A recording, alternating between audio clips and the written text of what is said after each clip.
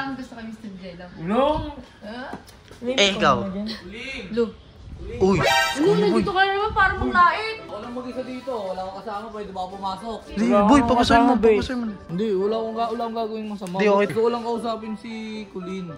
Hindi, ako lang mag-isa dito. Ito, sincere ko itong sasabihin. Kung nagsisisi na talaga ako sa mga ginawa ko sa inyo. Para kay Jello, gagawin ko na lahat. Hindi kasi, gusto ko lang, magkaayos na kayo ni Jello.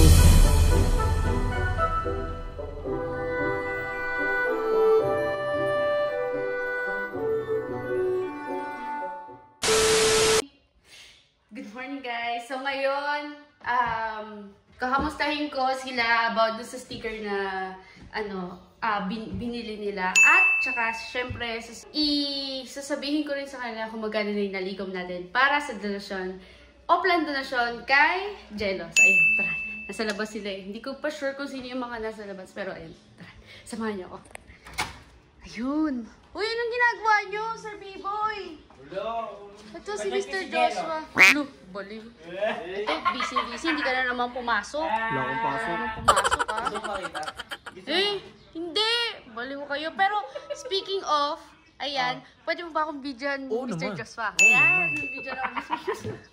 So guys, kasi meron akong magandang balita para kay Mr. Jello. Ano yan? Uy, Jello!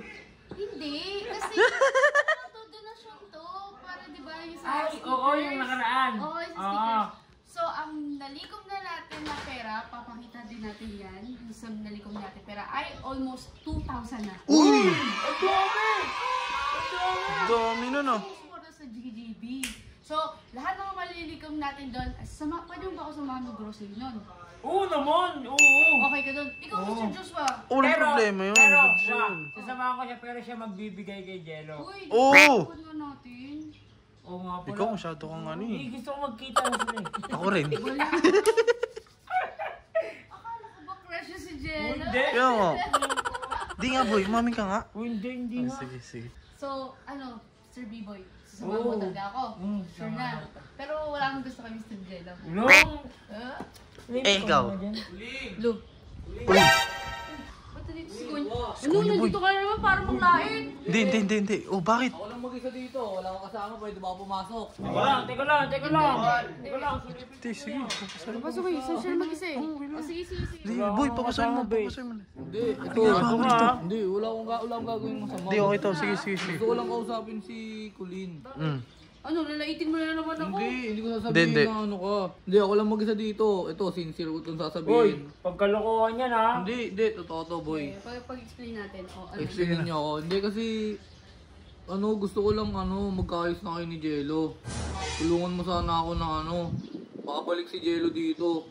Pagkatapos mo akong lait-laitin? Hindi, nagsisisi naman na ako sa mga sinabi ko tsaka sa mga ginawa ko eh. Ganggang ka pa rin naman Alam ba ni Ritik nandito ka? Hindi, huwag nyo na lang naka-block ba si Riddick sa page mo? Kailangan may block. Pag napanood niya to, yari to. Para hindi ako mapagalitan. Baka nakita mo na kami nag-vlog kaya ganyan ka. Pakit Hindi. ang tao ka. Eh di pag nakita yan ni Boss Riddick, magagalit sa akin yun kung magpapakita ng tao ako. Hindi, nahuli ko yung kahapon. Nagdadala ng pagkain. Concern talaga siya kay Jello. Seryoso ba? Oo. Totoo? Hindi, kapatid niya naman kasi. Oo. Kapatid niya rin din kasi talaga. Oo, nagsisisi na talaga ako sa mga ginawa ko sa inyo. Para kay Jello, gagawin ko na lahat.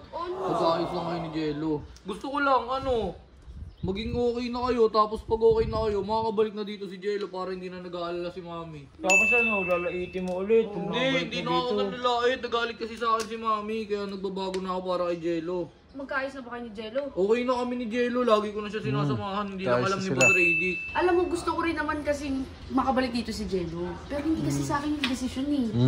Tama. Diba? Kuya pa rin eh. Pero, sige, sincere naman si Konyo Boy. Sige, gagawa natin ang paraan niya. Nice! Kamingay. Oo, hindi ko sasabihin ko lang Kaya boss lady ka ngayon. Tsaka mag-ingat kapag pupunta ka rito. Hindi, wala kasi naman kumain kasi sila sa labas di ako sumama. Mag-ingat ka na. O sige. Sige na. Ako na bahala. O sige. Uy, mag-ingat ka ha. Sige na. Uy, baka mabutan ni Boss Riddick. Uy, mag-ingat ka.